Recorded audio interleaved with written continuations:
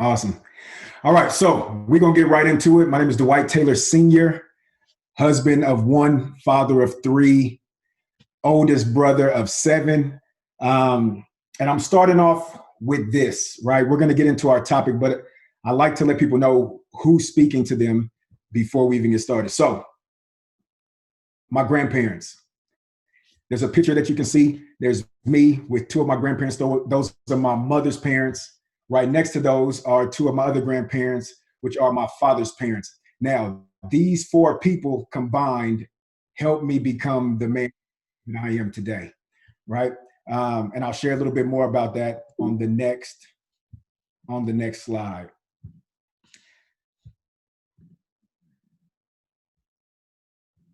So these people right here, parents, that's me and my father. That's me and my mother. If you can see those pictures, put a thumbs up. I just want to make sure y'all still there. All right. My father was 18. My mother was 17 when they had me. Unfortunately, they fumbled me early, right? They were addicted to the street life and everything that came with being a teenager, and they fumbled me. But fortunately, these people that you see, they recovered the fumble. And for 18 long years, they ran with me, given everything that I would need to become the man that I am today. So before I start any presentation, before I start any speaking engagement, I'm always giving honor to my grandparents because I literally would not be alive if it wasn't for them. Now, let me go back to my parents because here's what I do want to say. Although they were not in my life when I was younger, my mother and father are now back in my life and we're like best friends. So for any young people, for any adults that are out there, understand that reconciliation is something that can happen. Forgiveness does give freedom to the forgiven and the forgiver. But really wanting to let you all know that although things may not start a certain way, things can definitely end a certain way. This is my tribe right here. My phenomenal, amazing wife and kids. Phenomenal, amazing just means phenomenal and amazing put together. That's my beautiful baby girl, Halea Cyrene. The young gentleman with the glasses pointed down a little bit, that's Isaiah. And the young gentleman on the other side, that's Dwight Jr. And that beautiful queen is my wife. This is my tribe. This is my heart. This is who I do what I do for. Now, I love my boys. Don't get me wrong. I love them. They're my guys. Dwight just graduated from high school, just turned 18. Isaiah's about to be a senior in high school. But my beautiful baby girl, that's my princess, right? My boys, they laugh all the time. They're like, Dad, you're so biased. You always are giving her more. And I'm like, yeah, I'm not gonna lie to y'all. That's what I do. But my beautiful baby girl, she just turned 10 yesterday on the 3rd. And so that's her. That's Halea Cyrene, Princess Leia. Obviously, you can see the hashtag. Follow her on Instagram. She's blowing up right now. So she's 10 years old, and we're excited about just the young lady that she's becoming. Now, I love this picture. This is the 10-year-old. I don't know who this picture is, though. Like, I don't know. I have no clue on who this is. Let me go back one time for y'all. This is my daughter, 10 years old, 2 days ago. This right here makes me nervous. But that's my beautiful baby girl, Halea Cyrene. And I just love being a husband. I love being a father. Every single thing that I do starts with them. My grandfather told me a long time ago, never become a public success and be a private failure, right? Never become a public success and be a private failure. And so I always want to start with those that matter to me most. So a little bit about me. I'm a TEDx speaker. Also a keynote speaker, been speaking for 17 years. I love to speak. I love to encourage. I consider myself a professional communicator. I do workshops, seminars. I'll share a little bit about that, but I love to speak. I love to encourage. Like I said, I do workshops, training, seminars. A few of these things that you see in front of you. I had a hacking high school event that I did a couple years ago, maximizing middle school. These are some of the success groups that I teach. We'll keep going. I'm also an Amazon #1 best-selling author. I have 2 books. You might be able to see behind me. I have 2 books, Dominate Your Day, 100 Empowering Statements That Encourage Greatness, as well as the student edition, which is the red book, which became my Amazon #1 best-selling book. So I love writing. I love encouraging. I love doing whatever I can to help people become better. One of my mantras is encouraging greatness with empowering statements. And today, that's what I hope I'm able to do with you all today. My hope is that I'm able to encourage you to be the very best you that you were made to be.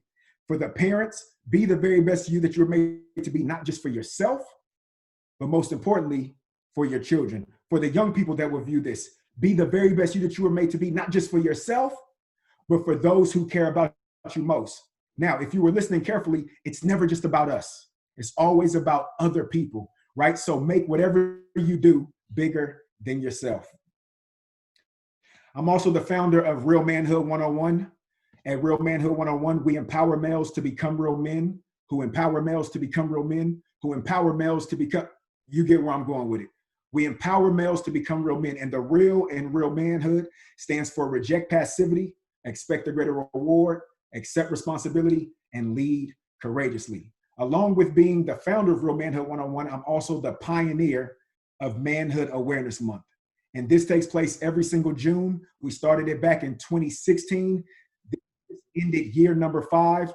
And it's just an awesome opportunity to highlight the importance as well as the need of real men in today's society. Now, 1,743 days ago, something took place, something phenomenal. If there's anybody coming in, you can hit the mute button.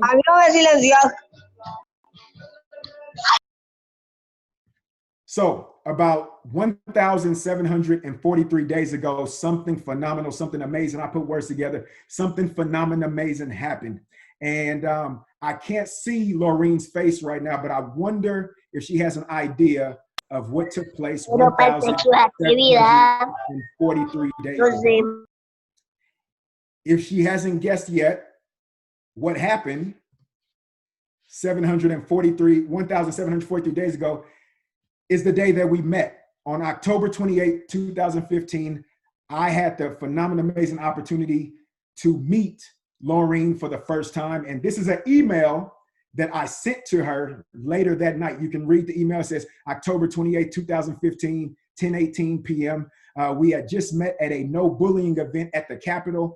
And it was so dope because we ended up knowing someone that I knew from high school. And that she ended up working with. But this is the email that I sent to Laureen 1,743 days ago, and just introducing myself to her. So Laureen, I don't know if you've been keeping tabs, but I have. So let's keep moving forward. A little bit after that, on July 31st, 2017, I had the phenomenal, amazing opportunity to come and share, encourage, motivate, inspire, and share some effective communication tools with these phenomenal, amazing young kings and queens at the state capitol. Laureen invited me to her event, and I was so excited to not only participate, but also just be involved in what she had created. And so just a little bit of history of myself and Laureen and how we ended up where we are today. So let's jump right into it. Helping your children cope when everything around them is changing. Helping your children cope when everything around them is changing. So if there's anybody in here right now, if you can jump into the chat, share with me 1 or 2 things that you do to help your children cope. Like right now, in this moment, how are you helping your children cope? It could be coping with the racial injustice. It could be COVID. It could be just becoming a 13-year-old or an 18-year-old. It could be just being in the house. How are you helping your children cope when everything around them is changing? Feel free to go ahead and put that in the chat.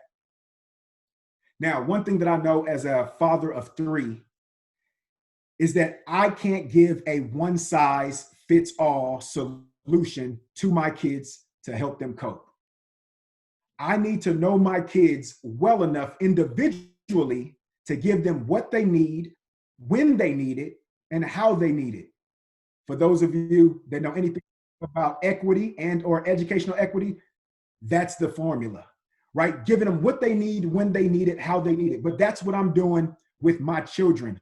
I'm checking in with my daughter. Okay, what is it that you're going through, and how can I give you what you need? I'm checking in with my youngest son. What is it that you're going through, and how can I supply your need? Checking in with my oldest son. What is it that you need, right?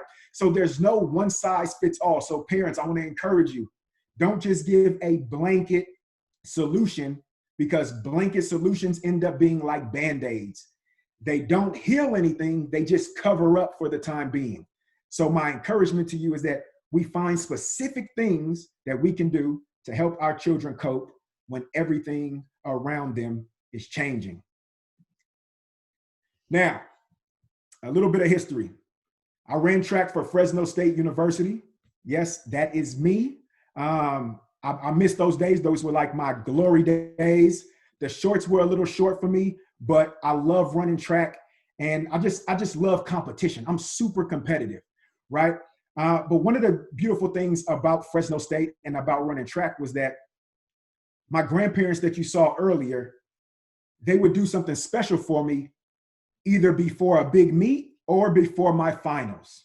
They would do something special for me either before my big meet or my finals. And here's what that big thing is. My grandparents would send me a care package. Now, some of you youngsters might not know what a care package is, but if you're my age, I'm 38 and I'm proud of it, right? You probably know what a care package is. My grandparents would literally pack me something that I loved. It might be the purple Skittles. It might be some donuts. It might be some Funyuns at the time. It might even be a Gatorade, but they would pack me a care package and send it to me so that I can have it with me either before my big meet and or before my finals. And here's why. They wanted to show me that they cared about me. They wanted to show me that they were thinking of me.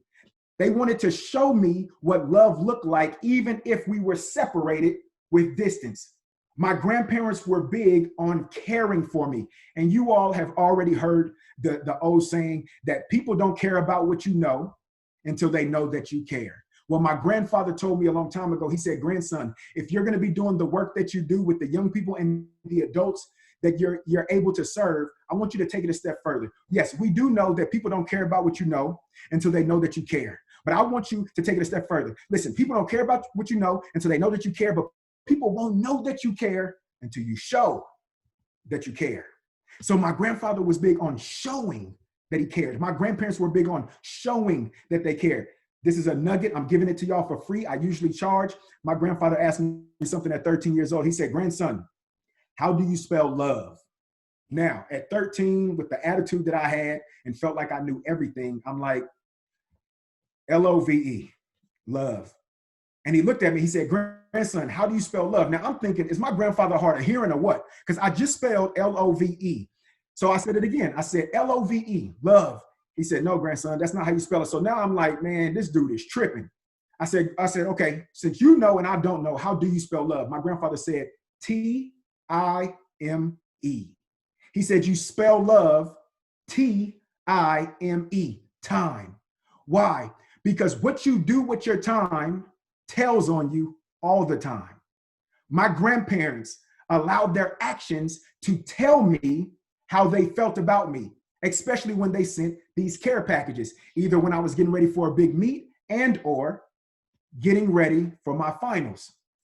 So when we come back to the statement, helping your children cope when everything around them is changing, this is how you do it. You care. Now, I know some of y'all like, wait a minute, we got on this Zoom. We came to this just to hear to care. Yes. That's what you are coming to hear, to care, right? You have to care about your children and about what they're thinking, about what they're going through, to show them that you love them, to show them that they're worth your time, to show them that they are valuable, especially with what we're dealing with right now. So you care. So how do you help them cope? You care. Plain and simple. You care. C-A-R-E, you care. But let me break it down for you. I love acronyms. So we are going to start sending our children a care package every moment, second, minute, hour of every day, every week, every month, every year for decades until we're no longer here. We're going to start sending our children a care package every moment of their day. Again, how do we help them cope? We care. And it's not just enough for them to know that you care. You have to show them that you care. So as you can see, CARE is broken down into an acronym. The C, communicate. The A, affirm. The R, recognize. And the E, exemplify. Let's break that down. The C, communicate. As you know, communication is the sharing and exchanging of information, news, or ideas. Now, let me say this. As a professional communicator who communicates effectively, I'm not okay with just this definition. Like, this is average or this is good, but I don't do average. I don't do good. I do phenomenal and amazing. I put words together, phenomenal, amazing. So how do we take communicate to another level? Well, we add a word called effectively. So here's what I'm asking you to do as a parent. I'm asking you to effectively communicate with your children. That's right. Now, let's stop real quick. Some of y'all thinking, okay, you saying effectively communicate. I'm talking to them all the time. I mean, I'm talking to them in the morning. I'm talking to them during the noon. I'm talking to them midday, and I'm talking to them at night. I'm even talking to them when they should be asleep. I'm talking already, Dwight. What do you mean communicate? Let's take it to another level. When I say effectively communicate, I mean talk 20%, but listen 80. Talk 20%, but listen 80. See, when most people think about communication, they think about just verbal communication and sharing or exchanging information, news, or ideas. But when we talk about effectively communicating, because we want to show that we care, it's less about what we say, it's more about what we observe. Feel free to write that down. It's less about what we say, it's more about what we observe, what we hear, right? So in order to effectively communicate and add that C to that care package that we're going to give to our children to help them cope through these times, we want to make sure that we are listening, and not just listening, actively listening. We want to be active listeners. Along with listening, we want to be observers. Now, for some of y'all parents, y'all like me, I'm nosy. So I'm observing everything. There's not too many things that get past me on a regular basis. I'm observing. I want you to become obsessed with observing your children. Why? Great question. Y'all asking great questions already. Because they matter. Our children matter. And so we need to make sure that not only are we actively listening, but we're observing, we're watching, we're looking for patterns, we're looking for things that may have changed. Listen, our young people are changing every moment of the day. So don't think just because you saw them and you observed them on Monday, that on Wednesday, everything is still going to be the same. No. We got to observe. We have to actively listen and do less talking. Give our young people an opportunity to share. Why? Great question. Because when they share and we actively listen, they begin to feel valued and know that we, ding, ding, ding, care. How do we help our children cope? By showing them that we care. So the first C, communicate. Let's begin to communicate effectively. The A, affirm. Affirm means to offer someone emotional support or encouragement. I shouldn't even have to jump into this one. Y'all can read it right there. We need to affirm our children on a moment-to-moment basis. Listen, find a reason to encourage. Find a reason to be supportive of your child when they are going through the go-through, but more importantly, affirm them so they not only go through what they're going through, but they grow through this moment in time. See, we don't just want them to go through something. We want them to grow through it, to learn. So not only can they help themselves, but they can turn around and help somebody else. So we must affirm them. We must find reasons to encourage them. Make sure that your encouragement is sincere. They can smell fake a mile away. Make sure that your encouragement is frequent. Do it all the time. Make sure your encouragement is as public as when you get on them. I want you to think about that. As a parent, now I don't know about you, but I know me. There have been many times where we've been in the public and or we've been at home for an event and family has come and let one of my kids do something that I'm not proud of. I'm quick to jump on them in the public. But how often am I quick to encourage them in that same public space? Listen, in order for us to help our children cope with these times that we're living in, we must affirm them constantly. We must offer them emotional support or encouragement. Let me tap in a little bit to this emotional support. One of the things that that I'm big on is empathy. Empathy. Now, as an educator, you probably know what empathy is. As a parent, you probably know that as well. But let me just break it down to you. Empathy is different than sympathy, right? Sympathy says, oh, you got hurt? I feel bad for you. Hopefully you feel better. But empathy takes it to a new level. Empathy does three things. When you are empathetic, because you want to affirm and give emotional support and show that you care, number one, you recognize their emotional feelings out the gate.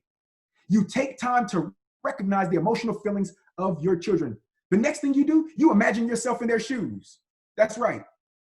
You put yourself in their shoes. My daughter is 10 years old, and she's dealing with COVID, and she's dealing with all the craziness that's going on with this racial injustice. She's dealing with both of them at 10 years old. So what do I have to do? Let me scratch that. What do I get to do? Not what do I have to do? What do I get to do? Here's what I get to do. I get to place my daughter, I get to place myself in my daughter's shoes. I get to place myself in her shoes. And I get to put myself in the mindset of a now 10-year-old and say, wow, if all this stuff was going on when I was 10, how would I respond to this? How would I be reacting? How would I be feeling? What would I be saying? What would I be doing? See, as parents, we have to make sure that we are empathizing with our kids. And the last part of empathy is accepting their truth. Why? Great question. Because that's just what it is, their truth. My son's truth is that, Dad, I'm numb to this right now. Like, yeah, I know it's affecting you and I know it's affecting Mom, but I'm kind of numb to this right now. So, it's normal. I see it all the time. I'm scrolling all the time. I'm seeing Black men getting killed all the time. Like, I'm seeing it already. Like, I'm kind of numb to it. Now, I can be frustrated as a father and go, wait a minute, how can you even wrap your mind to say that you're numb to what's going on? Like, do you not care? But here's what I do. I show him that I care by being empathetic and by placing myself in his shoes and by accepting his truth. That's his truth. So now let's have a conversation about your truth, son. Share with me. Why are you numb? Why are you feeling the way that you're feeling? We must affirm them. The R, recognize. Recognize. We must acknowledge the existence and validity of our children, right? We must recognize them. And recognizing doesn't just stop as seeing them. Recognizing is letting them know that we see them. I'm gonna let that breathe for a second. Recognizing our children is not just about seeing them. Recognizing our children is more about letting them know that we see them. Let me break it down for you real quick. About 1 o'clock today, prior to me getting on a phone with a coaching client through my coaching business, I took my daughter outside to go ride her new bike. She just got a bike 2 days ago for her 10th birthday. So we went to go ride on a trail. My daughter was riding behind me at one point. And then she said, Dad, you know what? I'm going to ride in front of you. I was like, go ahead. Now, I know my daughter. I know her well. Again, get to know your children. We have to know them. She wanted to ride in front of me so that she knew that I could see her. She wanted to ride in front of me, not just to ride in front of me. She wanted to know that Dad can see me. Dad can see what I'm doing. Dad can see the strides and the improvement that I'm making in the last 2 days of learning how to ride a bike. She wanted me to recognize her, not just see her, but let her know that I see her. And so what did Dad do, being the phenomenal, amazing, I put words together, Dad that I am, the phenomenal, amazing Dad that I am? What did I do? What did I do? You guessed it. I started speaking what I was seeing. Baby girl, you killing it. I see the way that you're moving on those pedals.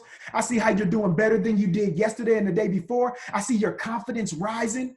I see you excited about allowing yourself to just let the wind hit your face. I see this is a great time for you to let your emotions go. Like, my daughter is 10 and she said, Dad, this is so relaxing.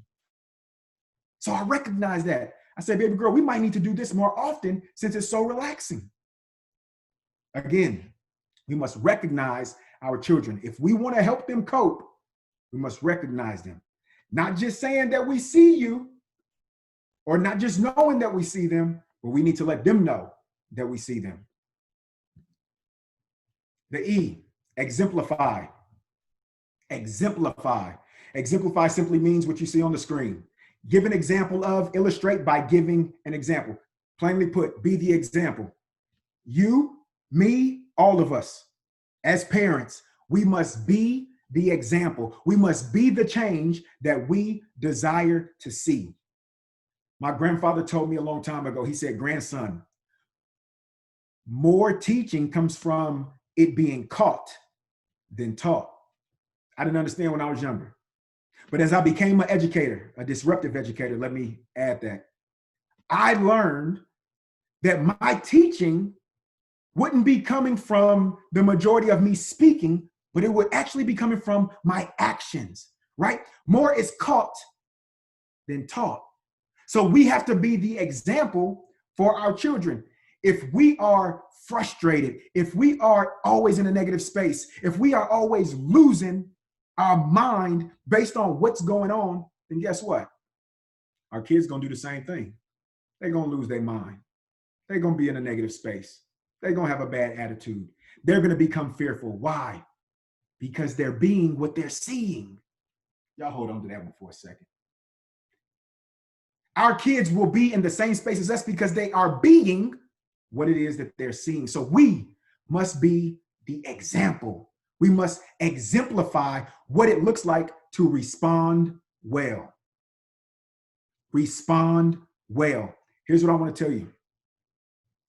We may not be able to control every single thing that happens to us, but we can always control how we respond to what happens to us. Always. We can always control how we respond. If somebody decides that they're going to get in my face and cuss me out, I have choices. And choices are presented and decisions are made. And I can decide whether I'm about to punch this person in the face or I'm about to play it cool and be a little bit more strategic with my thinking. The response is up to me.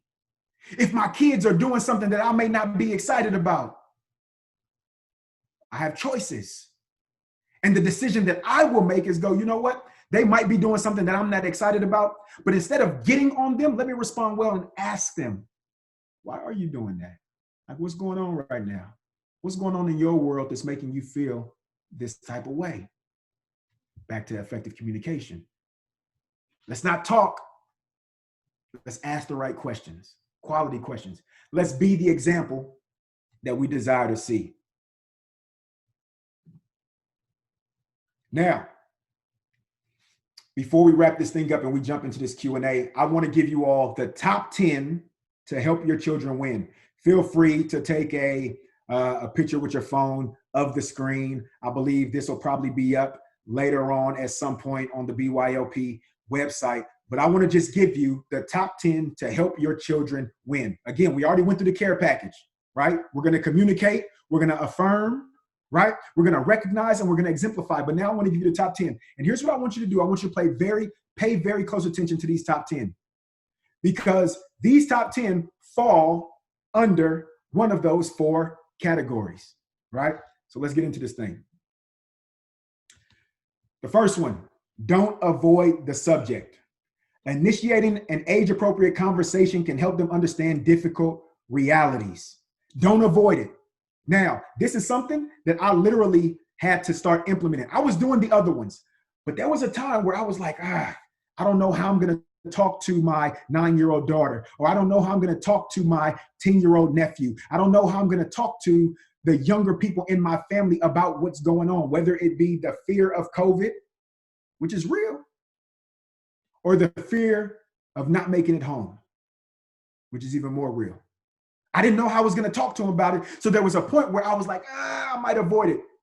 But I shared with you all about real manhood, and the R in real manhood stands for reject passivity. So I said, you know what? I'm not going to be passive. I'm going to be proactive and get in front of this thing and make sure that I don't avoid the subject, but welcome the subject and sit down and communicate with my kids. Don't avoid the subject. Number 2, find out what they know. Find out what they know. Allow them to share what they know. Find out what they already know. Our children are much more wise, intelligent than we sometimes give them credit for. Find out what they know, right? Keep the lines of communication open by making sure we respond to what our child is saying. Our baby girl or our phenomenal, amazing king probably is curious. and just trying to figure it out. Find out what they know. Validate their feelings. Let your children know that the feelings that they are feeling are normal and they are not the only ones going through it. Now, for the fathers out there, and I can speak for the fathers because I'm a father, sometimes we want to put on the cape and be Superman, superhuman, superhero. I want to encourage you, fathers. Don't worry about being the hero or the superhero. Be more concerned about being the guide, right? Like guide them in the right direction by being the example, right? Validate their feelings. How do we validate their feelings? By expressing our own feelings, by sharing our own feelings. But we have to validate our children's feelings. The next one, be calm, right?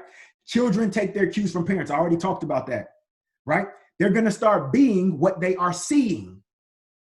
So when you start getting frustrated, when I start getting frustrated with my kids for showing a type of behavior that I'm not too excited about, the first thing I have to do is check myself and go, wait a minute. If more is caught than taught and they're seeing or they're being what they're seeing, then I need to check me. I need to do something different, right? Be calm, right? Children take their cues from us. Focus on fairness and injustice, right?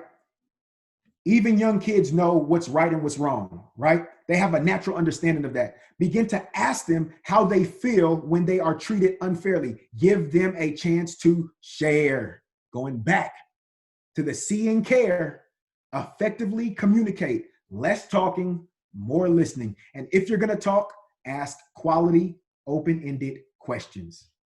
The next one, avoid sweeping generalizations. Be careful about suggesting anything about entire groups of people, right? It could be police officers, white people, people of color.